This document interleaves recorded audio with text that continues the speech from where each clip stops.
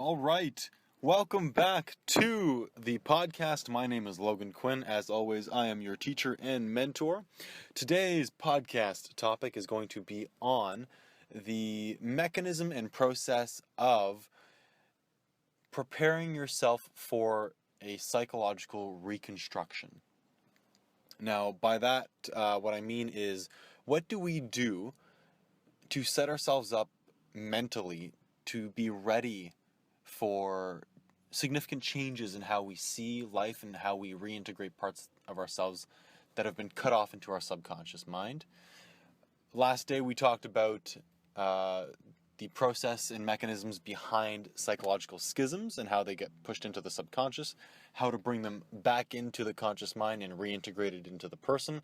Well, today's topic is going to be revolving around all the intricate little things that we do that we are not aware of when we go through a phase in our lives where our mind says, you're ready to take on this next challenge. I like to think about the mind-body connection in these times of change, in these transition periods, in these initiation periods, as the relation that we have between a dock and a boat and the ocean. The dock itself is the belief systems that we build up to prepare ourselves for the upcoming storm. Now, we as children tend to build up all these different ideas and beliefs and dive into different things that we can identify with and have a concrete anchor in life that will justify the upcoming behaviors that our subconscious mind thinks we need to engage in to resolve these issues. So if you're going to go through a significant change and these things are going to bubble up from your unconscious mind, you're going to be doing things, saying things, and acting in ways that are not socially acceptable. So your belief system needs to encompass some explanation for why you're going to be doing those things so that you can justify behaving that way yourself, but also explain it to the people around you in a way that makes sense. Now, our explanations and our beliefs that we formulate around this are not always logical, but in the best cases, they have some form of objective reality that seems to sound right, so it allows us to get away with acting crazy. So that is the process of making a strong dock, a strong foundation for you to tie your boat, that is your mind, to the shore.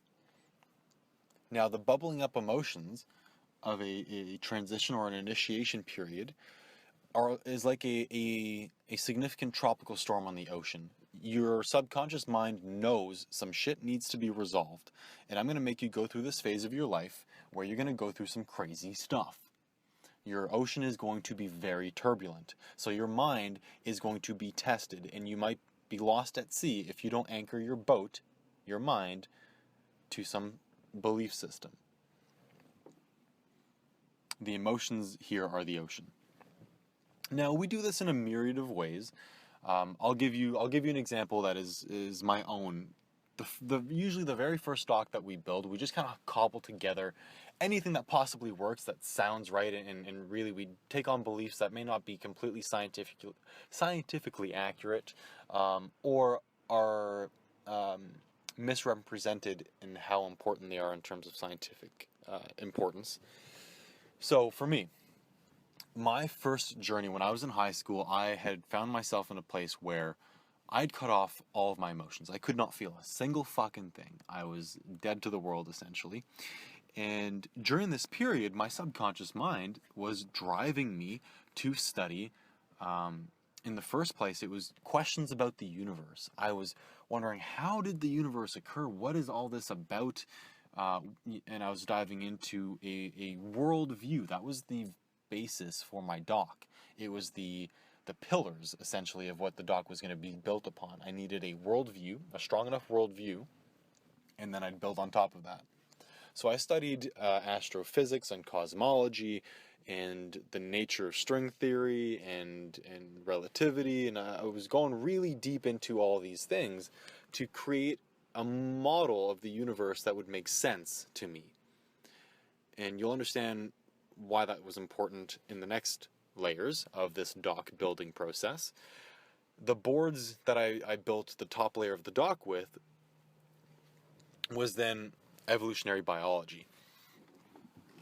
I dived heavily into how the human species evolved and how things work in terms of that natural selection mechanism.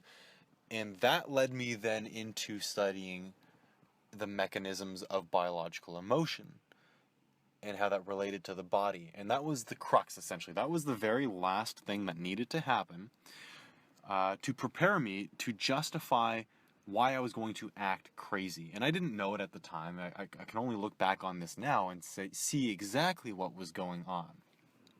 But at the time, I was so engrossed in it, I bought into all of these things wholeheartedly because I had to. My conscious mind had to have an anchor to the shore so that I wouldn't be lost at sea in my emotions. So, when we go through these transition periods where our body tries to self-regulate and organize our life in a way that will heal parts of ourselves, we buy into belief systems and then are given the freedom and give ourselves the freedom to do these crazy things and act in crazy ways. So many of you will be able to look back, I think, on phases in your life where you will recognize that pattern and maybe see it for what it is, or maybe you're going through that right now and you might be able to question, do I really believe these things? Are these things accurate, or am I just cobbling stuff together so that I can behave in a way that keeps me safe, that keeps my dock tied to shore?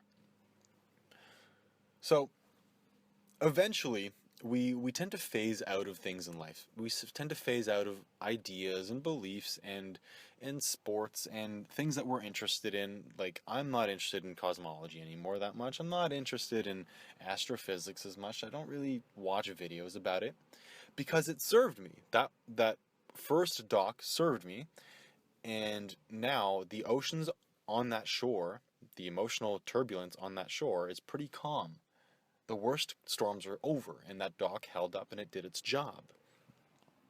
So I was able to move on. I took my boat, I left that shore, and I went to other horizons in my life and explored new things and built new docks there. And I did the same thing again.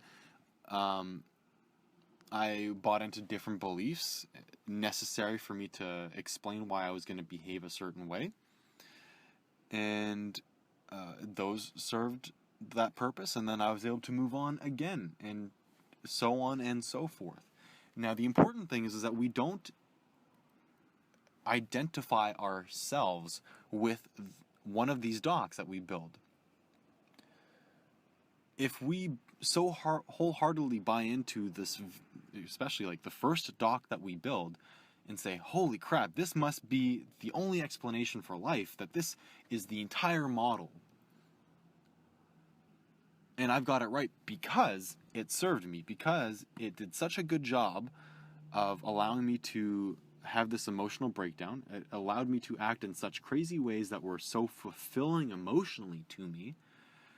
I become obsessed with this model and I stick to it, and I never explore new things in life and never test new horizons and new boundaries and never grow. And this is where indoctrination tends to come in, self-indoctrination, and we get so tied to beliefs about things that we can't be objective at how important that is and how much that belief system or that dogma or that field of study relates to the whole picture, because we think it is the whole picture of life. And that's the danger of not stepping outside of yourself and taking your boat, your mind, to new horizons, to test out new seas and try new storms, and learn that the process of building docks, the process of going through these emotional turbulent periods, is to build a dock with as few inaccurate beliefs as possible. That we don't need to just throw a whole bunch of fucking stones together, throw some planks on top, nail the planks to the rocks, and call it a dock. We can become craftsmen of this experience, this this transition experience, this spiritual awakening experience. We become artists at that process the more we do it, and the more we can disconnect from there's only one way to build docks.